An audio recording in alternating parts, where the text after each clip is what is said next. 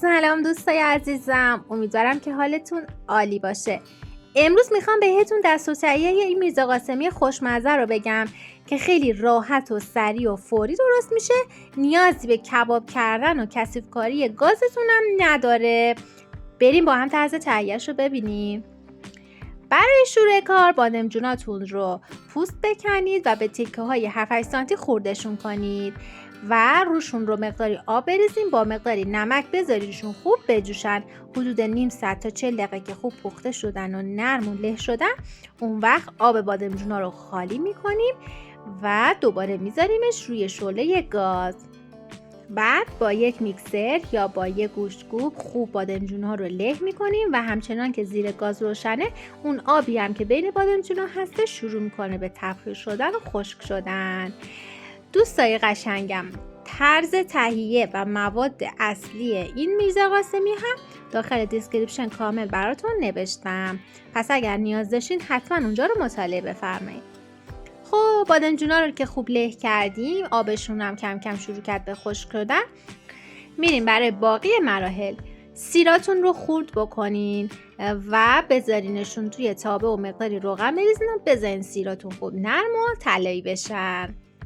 برای حدود 1 کیلو بادمجون من تقریبا 5 تا 6 عدد حب سیر رو پوست کردم و خوردشون کردم. همچنان که حرارت گازتون ملایمه، سیرا رو هم بزنید و میبینید که بعد از 5-6 دقیقه شروع میکنن به پف کردن و نرم شدن. بعد از اون مقداری زردچوبه بهشون اضافه میکنیم و باز همشون میزنیم.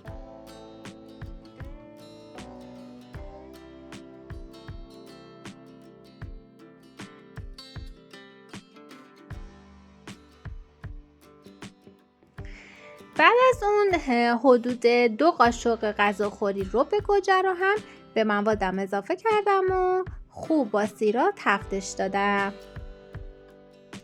شما میتونید به جای رب گوجه از گوجه پوره شده هم استفاده کنید و گوجه رو به مواد سیرتون اضافه کنید و تفتش بدین، ولی با رب میرزا قاسمیتون خوش رنگ‌تر میشه.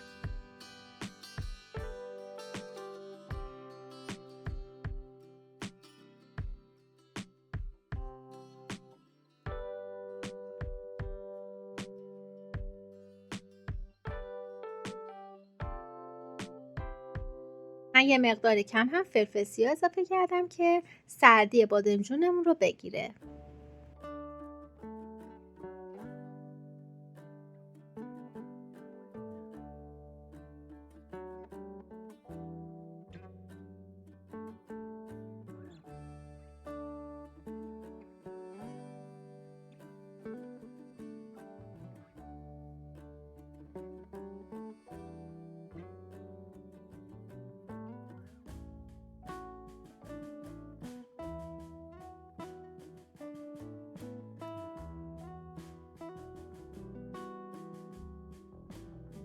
خیلی خوب، این سس میرزا قاسمی ما آماده شده.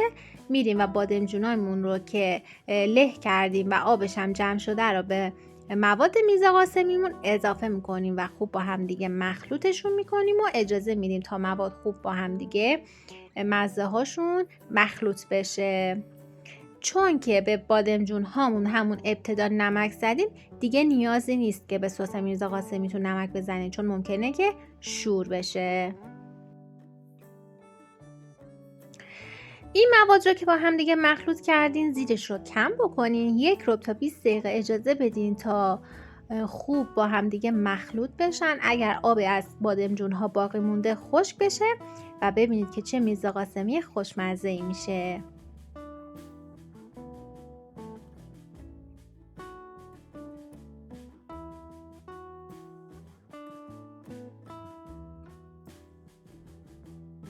بعد از 20 دقیقه حدود 2 تا 3 عدد تخم مرغ رو هم به مواد بادمجونمون اضافه میکنیم و آروم همش میزنیم تا خوب به خورد بادمجون هامون بره.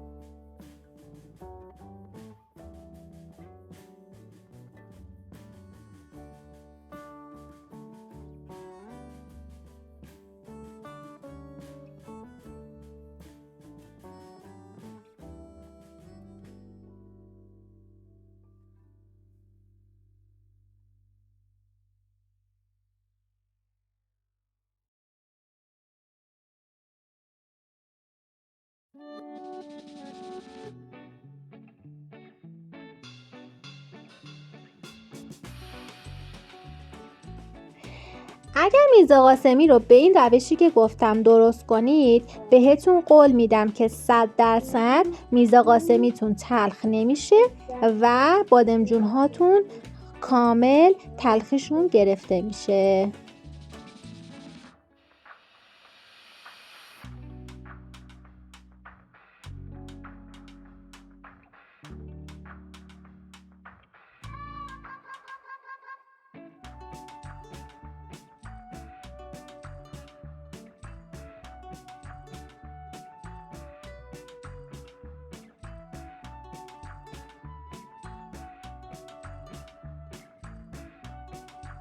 خب اینم از نتیجه کار و این قلب زیبا تقدیم همه شما دوستای قشنگم. امیدوارم که درست کنید و کلی کنار خانواده و عزیزانتون بهتون خوش بگذره. اینم از تستش که ببینید واقعا خوشمزه و جا افتاده شده.